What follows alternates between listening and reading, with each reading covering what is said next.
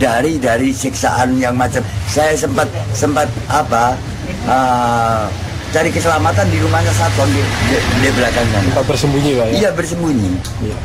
Jadi saya mencari keselamatan.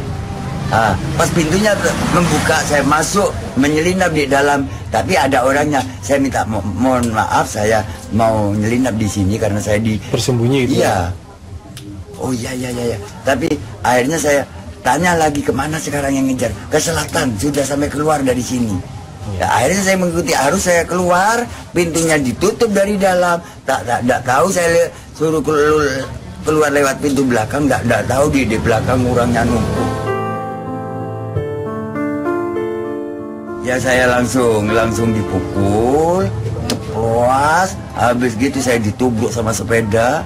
Sempat dilindas gitu Pak? Oh iya, bukan sempat, memang kalau bahasa sempat, ya bahasa ngambang saya langsung dilindas. Dilindas? Dilindas. Ya.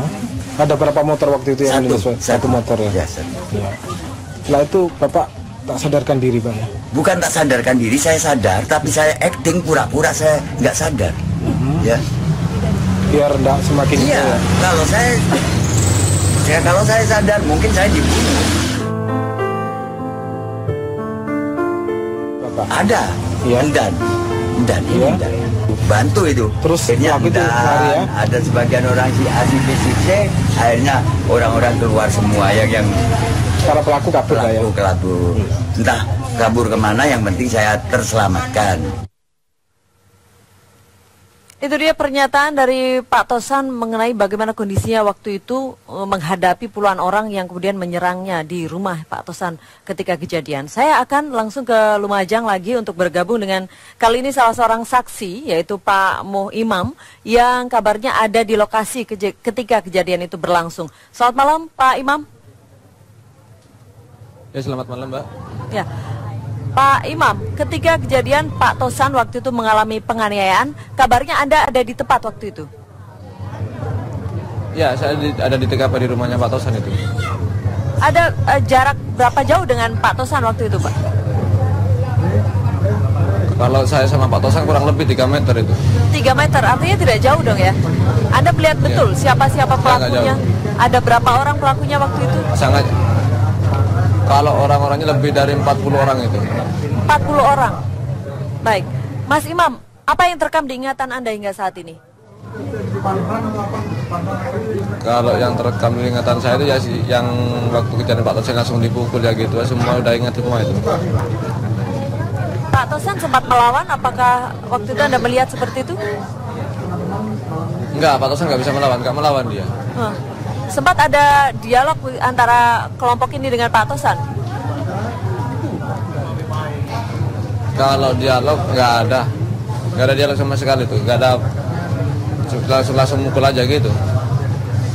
Pemukulan waktu itu dilakukan oleh satu orang atau secara bersama-sama puluhan orang itu langsung mengeroyok begitu Mas? Ya, puluhan orang itu semuanya langsung ngeroyok gitu Pak. Apa saja yang dilakukan? Ya mukul pakai tangan kosong, pakai cangkul, pakai sekop, bahkan sampai membacok pakai celurit dengan golok juga itu, pakai bambu juga. Ya, kabarnya Pak Tosan waktu itu sempat melarikan diri begitu, sempat ke rumah tetangga mungkin yang ada di sebelahnya. Anda juga melihat itu? Kalau yang itu saya nggak lihat, yang melarikan diri saya nggak lihat itu. Iya. Hingga Pak Tosan kemudian dibawa ke lapangan, Anda juga melihat Mas Imam? Kalau itu saya nggak lihat. Jadi Anda melihat ketika penyerangan ada di rumah Pak Tosan ya? Berapa lama waktu itu? Di rumah Pak Tosan ya benar. Ya, berapa lama waktu itu? Kurang lebih 10 menit. 10 menit. Pak Tosan kemudian sudah tidak berdaya mengalami penganiayaan tersebut dan kemudian diseret ke lapangan begitu. Kalau yang masalah diseret itu saya nggak tahu. Ya. Mas Imam, yang melihat waktu itu hanya Anda saja atau banyak warga yang ada di sana? Kalau warga sih banyak, tapi kalau mau bantu Pak Tosan itu nggak berani, Pak. Kenapa Mas waktu itu tidak ada yang berani untuk mencoba membantu atau melerai begitu? Soalnya dari para pelaku itu lebih banyak, itu ada 40 orang lebih dan juga sudah membawa senjata semua. Jadi apa yang bisa dilakukan warga waktu itu, Mas Imam? Yang dilakukan warga cuma lihat gitu aja. Bagaimana dengan keluarga Pak Tosan saat penganiayaan tersebut? Keluarganya Pak Tosan yang ada itu cuma istrinya saja. Dan sempat melihat langsung? Iya sempat lihat langsung, tetapi istrinya sempat ngejar ke lapangan itu. Iya, iya. Baik, ada puluhan warga juga yang melihat kejadian itu? Iya ada.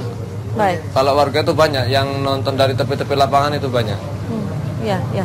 Baik, Mas Imam, terima kasih sudah bersama kami di Meja Bundar.